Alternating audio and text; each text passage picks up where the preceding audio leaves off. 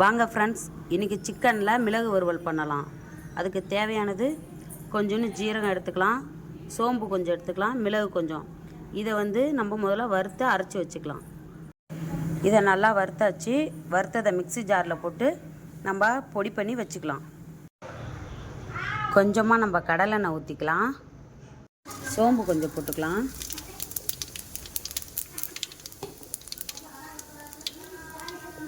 கொஞ்சோண்டு சின்ன வெங்காயம் போட்டுக்கலாம்,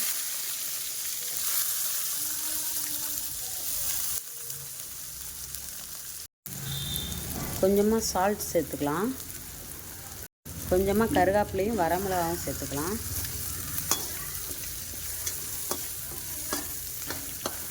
ஒரு ஸ்பூன் இஞ்சி பூண்டு விழுது போட்டுக்கலாம். இப்போ நம்ம சிக்கனை போட்டுக்கலாம்.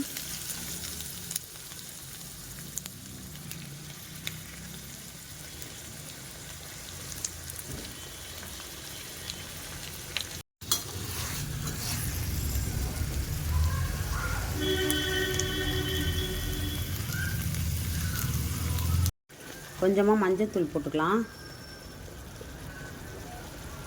மஞ்சள்தூள் போட்டோன்னா அதை கிண்டி விட்டு நம்ம மூடி வச்சிடலாம்.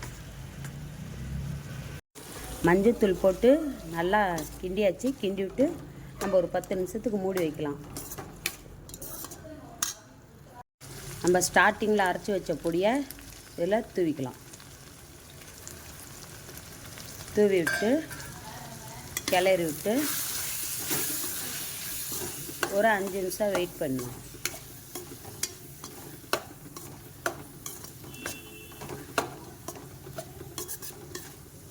க்ளோஸ் பண்ணி வச்சுக்கலாம். ஒரு 5 நிமிஷம் கழித்து எப்படி இருக்குன்னு பார்க்கலாம்.